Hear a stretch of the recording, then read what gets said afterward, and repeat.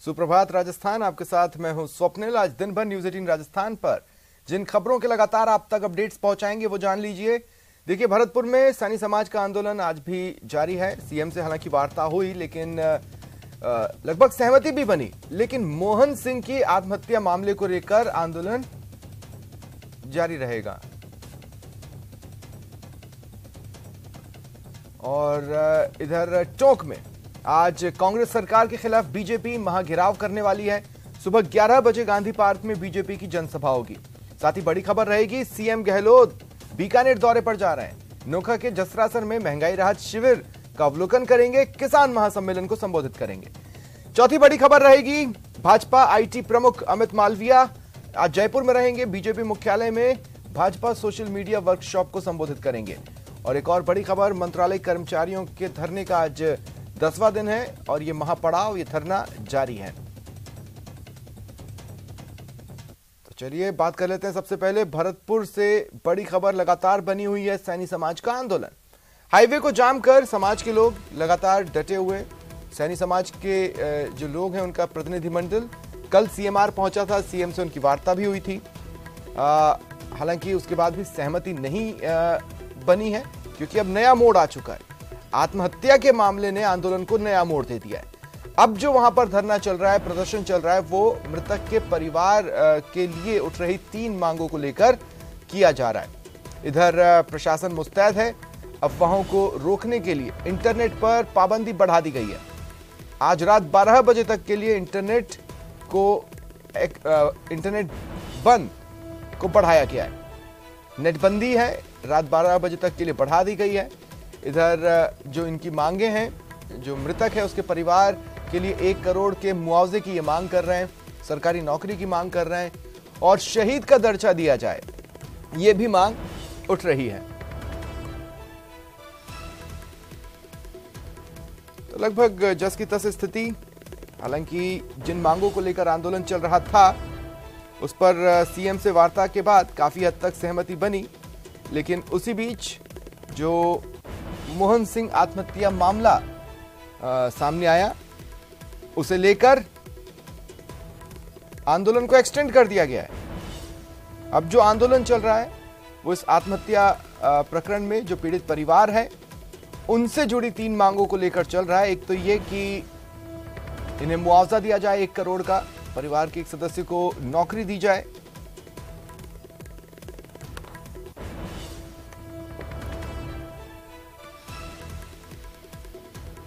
और चलिए सीधा चलते हैं भरतपुर। सहयोगी दीपक इस वक्त हमारे साथ जुड़ रहे हैं। दीपक, एक तरह से कहें तो स्थिति जस की तस है।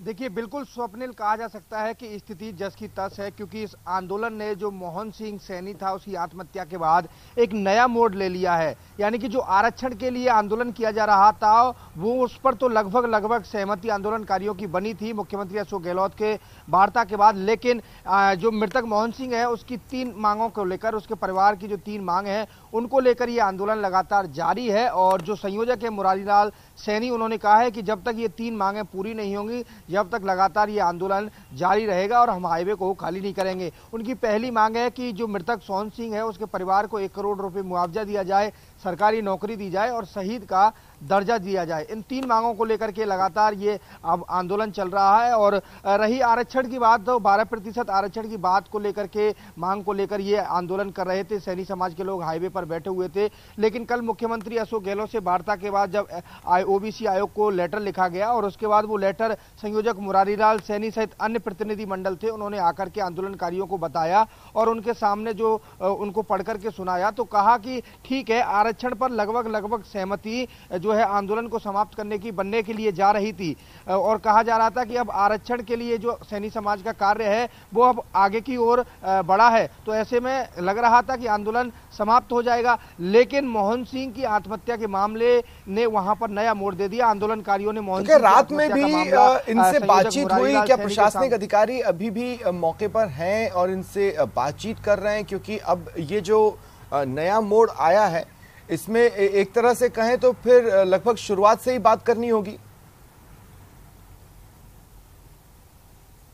देखिए बिल्कुल इस नए मोड में अभी कोई भी आगे प्रक्रिया जो है नहीं बढ़ी है। डेड बॉडी जो है वो मोर्चरी में रखी हुई है, अभी उसका पोस्टमार्टम भी नहीं हुआ है क्योंकि परिजन वहां नहीं पहुंच रहे हैं। पुलिस और प्रशासन द्वारा लगातार कोशिश की जा रही है कि जो मृतक मोहन सिंह है उसके परिजन अस्पताल आए, जिससे कि जो आगे की प्रक्रिया है, पोस्टमार्टम की प्रक्रिया है, उसके साथ आगे की प्रक्रिया है उसे बढ़ाया जाए। क्योंकि देखिए पोस्टमार्टम होने से पहले कुछ भी जो है बात आगे नहीं बढ़ेगी। सबसे पहले पोस्टमार्टम की प्रक्रिया होगी, उसके बाद आगे की जो कार्रवाई है वो की जाएगी। लेकिन अभी तो मृतक मोहन सिंह का पोस्टमार्टम भी नहीं हो पाया है। जो डेड बॉडी है वो मोर्चरी में रखी हुई है और परिजनों ने साफ मना कर दिया है कि पहले 3 मांगों पर सहमति बनेगी, उसके बाद ही डेड बॉडी का पोस्टमार्टम कराया जाएगा। लगातार ये आंदोलन अब जारी है। हाईवे पर लोग बैठे हुए हैं, सैनी समाज के लोग, और अब वहां संयोजक मुरारी लाल सैनी सहित अन्य जो प्रतिनिधि मंडल था वो भी मौजूद है और उन्होंने भी सहमति जताई है कि जब तक इन 3 मांगों पर सरकार विचार नहीं करेगी, जब तक लगातार ये आंदोलन जारी रहेगा और इसके साथ साथ जो आरक्षण की मांग है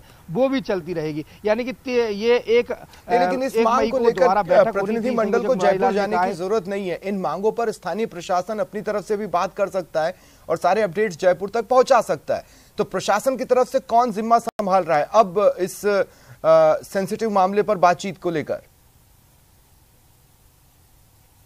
देखिए इस पूरे मामले को लेकर के एक तहसीलदार हैं और एक सीआई हैं राधेश्याम सांखला, उनको जिम्मेदारी प्रशासनिक अधिकारी और पुलिस की तरफ से दी गई है। वो आंदोलनकारियों के बीच पहुंच करके बातचीत कर रहे हैं। आंदोलनकारियों ने पहले 2 डिमांड रखी थी कि जो डेड बॉडी है उसको आंदोलन स्थल पर लाया जाए और जो आंदोलन स्थल पर जो टेंट जिसको पुलिस ने जब्त किया था उस टेंट को छोड़ा जाए, तब जाकर के जो आगे की बात है वो की जाएगी। लेकिन ऐसा नहीं हुआ। जो टेंट जब्त करने की बात थी उसको मना कर दिया गया क्योंकि वो अब कानूनी प्रक्रिया के दायरे में आ चुका है और कानून के तहत ही वो टेंट जो है वो छूटेगा। तो और दूसरी मांग थी कि डेड बॉडी को जो है आंदोलन स्तर पर लाया जाए। तो ऐसे में उन्होंने कहा कि पहले परिजनों को डेड बॉडी सुपुर्द की जाएगी, उसके बाद परिजन कहां ले जाते हैं वो परिजनों के ऊपर डिपेंड करेगा। लेकिन परिजनों ने कहा कहना है कि बिना पोस्टमार्टम के जो डेड बॉडी है वो हमें दी जाए और उसको आंदोलन स्थल पर हम लेकर के प्रोटेस्ट करेंगे, ये उनका कहना है। लेकिन प्रशासनिक अधिकारियों का कहना है कि परिजन आए और अस्पताल में जो डेड बॉडी है उसकी पोस्टमार्टम कराएं, उसके बाद जो डेड बॉडी है वो परिजनों को सुपुर्द कर दी जाएगी। उसे चाहे वो अपने घर लेकर के जाए। तो क्या सैनी समाज किसी तरह की रैली या जुलूस को लेकर कोई प्लानिंग तो नहीं कर रहा है? इस आंदोलन को लेकर क्या कोई नई रणनीति, कोई नई रूपरेखा बनाई जा रही है? और इस बीच क्या अस्पताल में सुरक्षा व्यवस्था बढ़ाई गई है? देखिए बिल्कुल अस्पताल में सुरक्षा व्यवस्था बढ़ाई गई है। अतिरिक्त पुलिस बल वहां तैनात किया गया है। मोर्चरी के बाहर कल जब डेड बॉडी को मोर्चरी में रखा था उसके बाद ही वहां अतिरिक्त पुलिस बल तैनात कर दिया गया था, क्योंकि आसपास के इलाके के सैनी समाज के जो लोग थे वो भी प्रोटेस्ट करने के लिए वहां अस्पताल पहुंचे थे। लेकिन पुलिस ने उन्हें रोका और उसके बावजूद वहां से हटाया। लेकिन जैसे ही शाम को प्रतिनिधिमंडल जयपुर से आंदोलनकारियों के बीच आंदोलन स्थल पर पहुंचा तो ये जो पूरा मामला है वो एक अलग गतिरोध जो है बन गया। अब इस गतिरोध को समाप्त करने की जो कोशिश है वो प्रशासन द्वारा लगातार की जा रही है, लेकिन गतिरोध समाप्त होने की ओर नहीं बढ़ रहा है। आंदोलनकारी जो है उनका कहना है कि पहले प्रशासनिक अधिकारी आंदोलन स्थल पर आए और आंदोलनकारियों के बीच में बात करें कि हम इस तरह की मांग जो है वो सरकार के सामने रखेंगे और उसके बाद आगे विचार किया जाएगा। लेकिन आंदोलनकारी और अन्य जो संयोजक और अन्य लोग हैं उनका कहना है कि जो 3 मांगे हैं इनको माना जाए और सरकार इन पर विचार करे और लिखित में आश्वासन दे या समझौता जो भी है वो किया जाए। उसके बाद ही जो आगे की रणनीति है वो बताई जाएगी कि हम किस तरह से आंदोलन को समाप्त करेंगे और आगे क्या सैनी समाज द्वारा रणनीति बनाई जा रही है। तो साफ तौर पर स्वप्निल कहा जा सकता है कि ये गतिरोध अभी लगातार बरकरार है और सैनी समाज का आंदोलन जो है चल रहा है और हाईवे को जाम करके वो बैठे हुए हैं। अब ऐसे में ये प्रशासनिक अधिकारियों के ऊपर डिपेंड करता है कि वो किस तरह से वहां जाकर के समझाइश करें सैनी समाज के लोगों से, जिससे कि ये गतिरोध जो है वो समाप्त किया जाए, क्योंकि लंबा वक्त हो चुका है। देखिए आज इंटरनेट पर भी पाबंदी लगाई है। चलिए शुक्रिया तमाम जानकारी के लिए, आप नजर बनाए रखें दीपक। और एक और बड़ी खबर सुन लीजिए, मुख्यमंत्री अशोक गहलोत आज बीकानेर दौरे पर रहने वाले हैं। यहां महंगाई राहत शिविर का वो अवलोकन करेंगे। देखिए महंगाई राहत शिविर के आगाज के बाद आज तीसरा दिन है महंगाई राहत शिविर का, और जैसा कि हम लगातार आप तक ये खबरें पहुंचा रहे हैं, मुख्यमंत्री अशोक गहलोत खुद लगातार महंगाई राहत कैंपों में पहुंच रहे हैं और उसका निरीक्षण कर रहे हैं, जायजा ले रहे हैं। जो लोग वहां पर फरियादी बन पहुंच रहे हैं और लाभार्थी बन लौट रहे हैं उनसे बातचीत कर रहे हैं, उन्हें बता रहे हैं कि आखिर इस कैंप से उन्हें क्या फायदा है। तो इस शिविर में नोखा के जसरासर में जो शिविर लगा है उसका वो अवलोकन करेंगे। साथ ही यहीं यानी जसरासर में ही एक किसान महासम्मेलन होना है, जिसमें मुख्यमंत्री अशोक गहलोत शामिल होंगे और एक सभा प्लान की गई है किसान सम्मेलन में, जिसे वो संबोधित भी करेंगे। इस दौरान कई विकास कार्यों का वो शिलान्यास कर इलाके को इन विकास कार्यों की सौगात भी देंगे। मंगलवार को सीएम गहलोत ने महंगाई राहत कैंप का निरीक्षण किया। सबसे पहले सीएम चौमू के कालाडेरा कैंप पहुंचे, लाभार्थियों से बातचीत की, फिर जयपुर के पचकोटिया में महंगाई राहत कैंप का जायजा लिया।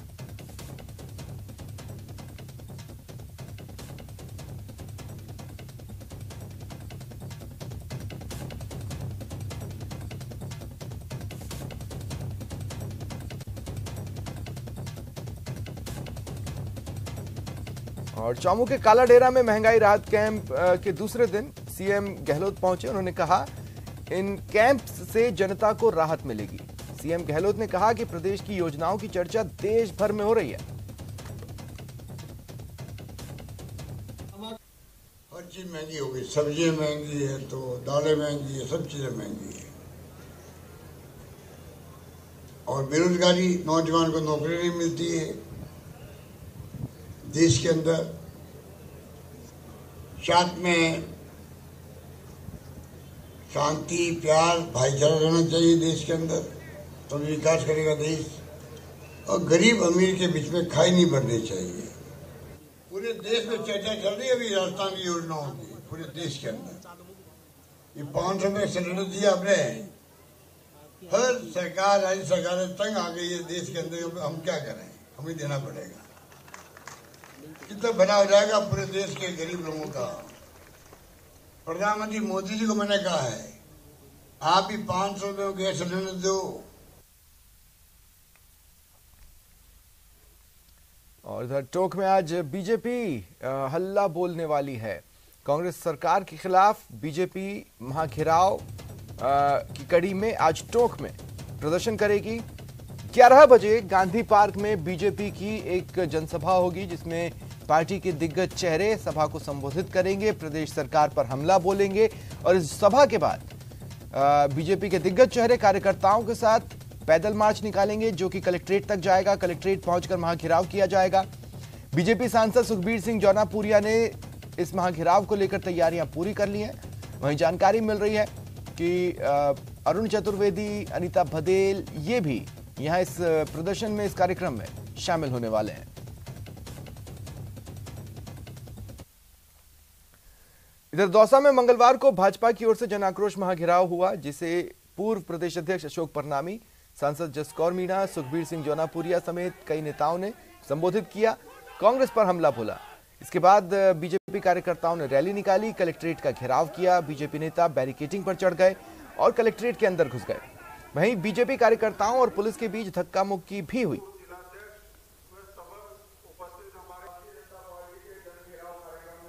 ये राजस्थान प्रदेश को ये कांग्रेस की सरकार केवल मात्र भ्रमित करने का काम कर रही है। जादूगरी के माध्यम से लूट रही है कांग्रेस की सरकार। ये राजस्थान प्रदेश की जनता भ्रमित नहीं होगी, क्योंकि राजस्थान प्रदेश की जनता के साथ भारतीय जनता पार्टी का कार्यकर्ता खड़ा है। 6 महीने भी नहीं बचे, सिर्फ 4 महीने बचे हुए हैं। जिस आपका प्रदेश के मुख्यमंत्री का जो जादूगरी का आंकड़ा जो उनके पास है, मैं समझता हूँ शायद आखिरी दाव उसी वो चल रहे हैं कि शायद जनता को भ्रमित करके इस हिसाब से होगा दोबारा कोई मामला है। क्योंकि बार बार कह रहे हैं कि योजनाएं जो मैं दे रहा हूँ, अगर मैं नहीं आऊंगा तो योजना नहीं मिलेंगी। तो जनता को ये कर रहा है कि शायद ऐसे कोई भ्रमित हो जाए, लेकिन मैं समझता हूँ जनता सब कुछ समझती है।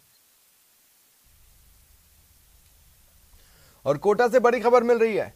यहाँ एक जंगल में प्रेमी जोड़े का शव मिला है। क्षत विक्षत हालत में ये शव मिला है। कपड़े और हुलिये से प्रेमी जोड़े की पहचान कर ली गई है। दोनों पहले से ही शादीशुदा थे। पुलिस मामले की जांच कर रही है। ये बड़ी खबर आपको बता रहे हैं इस वक्त की। कोटा से ये बड़ी खबर मिल रही है। कोटा ग्रामीण के कनवास दरा के जंगल में एक प्रेमी जोड़े के क्षत विक्षत शव मिले हैं। इनके जो फीमेल है उसके गहने, दोनों के जो कपड़े हैं और जो हुलिया है, उससे इन दोनों की पहचान कर ली गई है। बताया जा रहा है कि मार्च में किशोरपुरा गांव से ये प्रेमी जोड़ा लापता हो गया था। हालांकि कनवास पुलिस संदिग्ध मौत प्रकरण की जांच में जुट गई है। ये बड़ी खबर आपको बता रहे हैं इस वक्त की।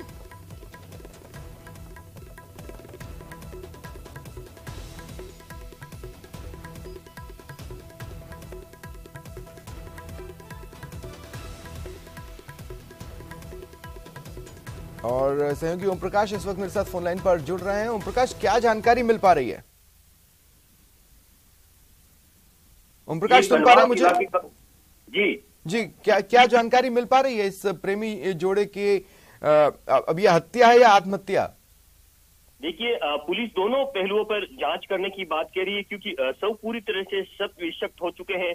बताया जा रहा है कि शव को जहां जो जंगली जानवर है उन्होंने पूरी तरह से नोच डाला है, क्योंकि किशोर सागर बालाजी के पीछे का जो पूरा सुनसान इलाका है, जो मुकंदरा हिल्स टाइगर रिजर्व, जो है जहां लकड़बग्गे, शियार, सुअर सहित अन्य जंगली जानवर रहते हैं। तो फिलहाल ये कहना मुश्किल है कि हत्या या आत्महत्या है, लेकिन ये कहा जा सकता है कि संदिग्ध हालात में शव मिलने के बाद पूरे इलाके में सनसनी फैल गई और शव का कुछ टुकड़े तो पूरी तरह से शत-विषत हो चुके हैं। और जो मृतक की शिनाख्त जो हुई है वो बाबूलाल और दापूबाई के रूप में हुई है, और दोनों 9 मार्च को घर से गायब हो गए थे। बताया जा रहा दोनों के बीच में प्रेम प्रसंग था और दोनों विवाहित होने के बाद भी दोनों घर से निकल गए थे। उसके बाद में लगातार पुलिस और परिजन जो है उनकी तलाश कर रहे थे, लेकिन इसके बाद जब किसी चरागाह ने पुलिस को सूचना दी थी कि 2 शव के टुकड़े दिखाई दे रहे हैं, किसी मानव अंग दिखाई दे रहे हैं, उसके बाद पुलिस मौके पर जंगल में पहुंची और दोनों के जो शवों को बरामद कर जो है शिनाख्त करने के बाद पूरी पड़ताल करने में जुटी हुई है। लेकिन फिलहाल इस मामले में कोई जानकारी नहीं मिल पाई कि यह हत्या है, आत्महत्या है। लेकिन संदिग्ध हालत में शव मिलने के बाद एक तरफ से जो परिजनों का रो के बुरा हाल है, क्योंकि जो मृतक है उनके बच्चे भी बताए जा रहे हैं शादीशुदा होने के साथ साथ माता पिता के जो है रो के बुरा हाल हो रहा। पूरे गांव में एक अलग से हालात बन गए, क्योंकि दोनों प्रेम प्रसंग का मामला अब सामने आया है, क्योंकि दोनों साथ में गए थे, 9 मार्च से गायब बताए जा रहे हैं। और फिलहाल जो है कनबास थाना पुलिस जो है पूरे मामले की जांच करी, लेकिन महिला के जो है सर सहित अन्य जो शरीर के हिस्से थे वो तो गायब तक बताए जा रहे, क्योंकि जंगली जानवरों को द्वारा नोच दिए गए थे। हड्डियों का जो चूरा है वो मिला था। बहुत ही गमगीन माहौल अब पूरे गांव में बताया जा रहा। फिलहाल ये कहा जा सकता है कि स्वर्ण आभूषण व पैरों की जो है पाइल से महिला की तो शिनाख्त हो गई। ठीक है ओम प्रकाश, मैं चाहता हूं आप मेरे साथ बने रहें, अगली खबर पर भी मैं आपसे बातचीत करूंगा। तो देखिए, कोटा से ही ये बड़ी खबर है। यहाँ एक छात्रा ने फांसी लगाकर सुसाइड कर लिया। मध्य प्रदेश के सागर की रहने वाली ये छात्रा थी, तलवंडी इलाके में हॉस्टल में रह रही थी और नीट परीक्षा की तैयारी कर रही थी। फिलहाल पुलिस मामले की जांच में जुटी हुई है। सहयोगी ओम प्रकाश मेरे साथ बने हुए हैं। ओम प्रकाश, क्या कोई सुसाइड नोट इस छात्रा ने छोड़ा है या कोई जानकारी मिल पा रही है? देखिए, सुसाइड नोट के बारे में तो फिलहाल पुलिस स्पष्ट रूप से नहीं कह पा रही है, क्योंकि ये देर रात का मामला और फिलहाल परिजनों को बुलाया गया है। लेकिन प्रथम दृष्टि ये माना जा रहा है कि कुछ दिनों से ये छात्रा अस्वस्थ चल रही थी और इधर पढ़ाई का तनाव होने के साथ साथ वो समय पर पढ़ाई नहीं कर पा रही थी। अस्वस्थता के चलते उन्होंने तनाव में आकर ही मौत को गले लगा लिया, ऐसा माना जा रहा है। फिलहाल छात्रा के परिजनों को सूचित कर दिया गया है और कुछ परिजन कोटा पहुंच गए हैं। एमबीएस अस्पताल के शव जो मोर्ची में शव को रखवाया गया है, वहां थोड़ी देर बाद में पोस्टमार्टम की प्रक्रिया होने के साथ परिजनों से जब बातचीत की जाएगी और जब जांच की जाएगी तब कुछ तस्वीर साफ हो पाएगी। लेकिन ये कहा जा सकता कि कोचिंग नगरी में एक और कोचिंग छात्रा ने अपने ही हॉस्टल में फांसी का फंदा लगाकर जो है मौत को गले लगा लिया। ये छात्रा नीट की परीक्षा की तैयारी कर रही थी और मध्य प्रदेश के सागर के रहने वाली ये छात्रा बताई जा रही है। फिलहाल जवाहरनगर थाना पुलिस पूरे मामले की जांच कर रही है और अस्पताल की मोर्चरी में उनके शव को रखवाया गया है। और लेकिन ये कहा जा सकता है कि लगातार कोचिंग नगरी में कोचिंग छात्रों द्वारा जो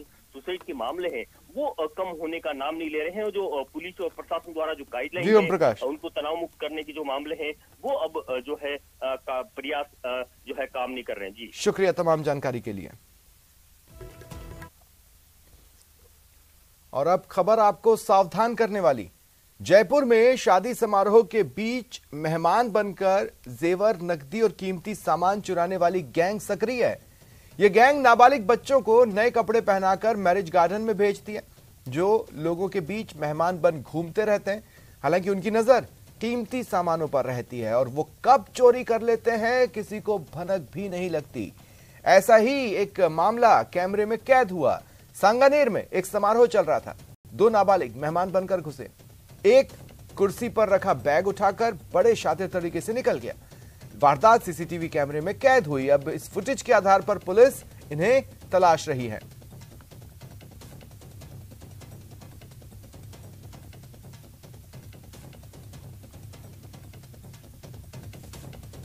जयपुर के चंदवाजी से बड़ी खबर है। मकान में एक बुजुर्ग दंपति के शव मिले। देखिए, हत्या की आशंका जताई जा रही है। पुलिस और एफएसएल की टीम जांच में जुटी हुई है। अचरोल कस्बे में ये घटना सामने आई है। देखिए, आपको याद होगा कुछ सालों पहले बुजुर्ग लुटेरों के निशाने पर आए थे। ये लुटेरे ये गिरोह रैकी किया करते थे और ऐसे बुजुर्गों को चिन्हित किया करते थे जो अकेले रहते हैं और फिर उन्हें निशाना बनाकर लूट की वारदात को अंजाम दिया करते थे। क्या ये उसी गिरोह के फिर सक्रिय होने का संकेत है? पुलिस जांच कर रही है। बहरहाल जयपुर के चंदवाजी से ये खबर, एक मकान में बुजुर्ग दंपति का शव मिला है और हत्या की आशंका प्रथम दृष्टिया जिस तरह से मौके घटना स्थल पर तस्वीरें हैं, जिस तरह के हालात वहां हैं, हालात चीख कर कह रहे हैं कि ये हत्या का केस हो सकता है। हत्या की आशंका जताई जा रही है और ऐसे में एफएसएल को भी बुलाया गया। पुलिस और एफएसएल की टीम जांच में जुटी है। एफएसएल ने मौके से साक्ष्य जुटाए। अचरोल कस्बे में वो मकान जिसमें बुजुर्ग दंपति का शव मिला है।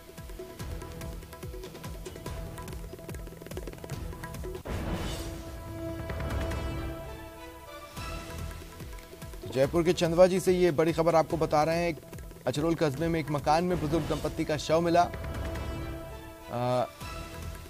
मौके के जो हालात हैं, मौके पर जो तस्वीरें हैं, इस मकान में जिस तरह के हालात हैं, प्रथम दृष्टिया वो ये इशारा कर रहे हैं, प्रारंभिक जांच में ये इशारा कर रहे हैं कि इनकी हत्या की गई हो सकती है। ज्यादा जानकारी के लिए बात करेंगे सहयोगी हीरालाल से। हीरालाल, क्या जानकारी है?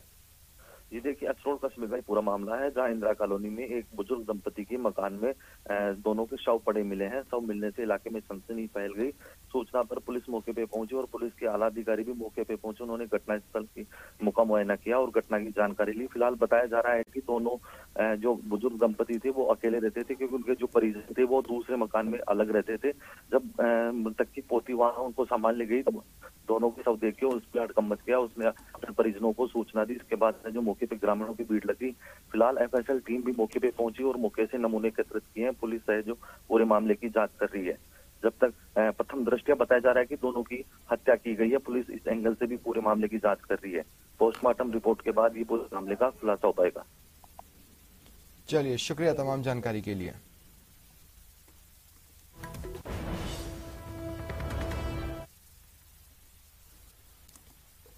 टोंक के मालपुरा में पथराव मामले पर यह अपडेट है। मामले की जांच के लिए प्रदेश बीजेपी का एक प्रतिनिधि मंडल आज मालपुरा आएगा। सांसद राज्यवर्धन सिंह राठौड़, प्रदेश महामंत्री मदन दिलावर मालपुरा पहुंचेंगे। सांसद सुखबीर सिंह, विधायक कन्हैया लाल भी मालपुरा पहुंचेंगे। जो घटना स्थल है वहां का दौरा करेंगे। अस्पताल में जो पीड़ित हैं उनसे मिलेंगे, बातचीत करेंगे। देखिए, बीजेपी लगातार इस स्टैंड पर बनी हुई है कि मालपुरा में जो हालात हैं उसके दोषियों के खिलाफ कार्रवाई हो। बीजेपी नेता इस मामले में जांच के बाद अपनी एक रिपोर्ट तैयार करेंगे और बीजेपी के प्रदेश अध्यक्ष सीपी जोशी को ये रिपोर्ट सौंपी जाएगी।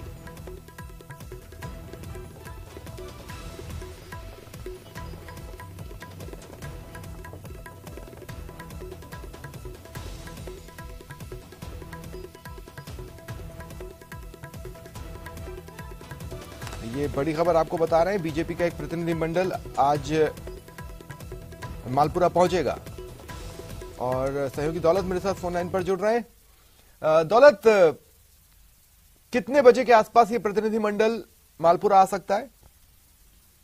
देखिए, मैं आपको बताना चाहूंगा कि समय जो है वो 8:30 से 9 बजे का है और बीजेपी के जो प्रतिनिधि मंडल है, राज्यवर्धन सिंह राठौड़, मदन दिलावर और यहाँ से स्थानीय सांसद सुखबीर सिंह जौनापुरिया, स्थानीय विधायक है वो कन्हैया लाल चौधरी समेत जो जिला बीजेपी के प्रतिनिधि हैं वो यहाँ मालपुरा पहुंचेंगे। और जिस तरह से घटना हुई थी पथराव की, उसके बाद में जो घटनाक्रम चला उसको लेकर के ये बीजेपी का प्रतिनिधि मंडल घटनास्थल का भी दौरा करेंगे। अस्पताल में जो घायल है उनसे भी मुलाकात करेंगे और प्रशासनिक अधिकारियों से भी बातचीत करने का उनका है और पूरे घटनाक्रम में दोषियों के खिलाफ कार्रवाई की मांग की जाएगी। और जिस तरह से शुक्रिया तमाम जानकारी के लिए। और देखिए, एक और बड़ी खबर बता दें, मंत्रालय कर्मचारियों के धरने का आज 10वां दिन है। मंत्रालय कर्मचारी महापड़ाव पर डटे हुए हैं। आज भी इनका प्रदर्शन जारी रहेगा। 11 सूत्रीय मांगे हैं जिनको लेकर ये महापड़ाव चल रहा है। इधर सरकार के महंगाई राहत शिविरों का इन्होंने बहिष्कार कर रखा है। सचिवालय पैटर्न पर वेतन और अन्य भत्ते देने की इनकी मांग है।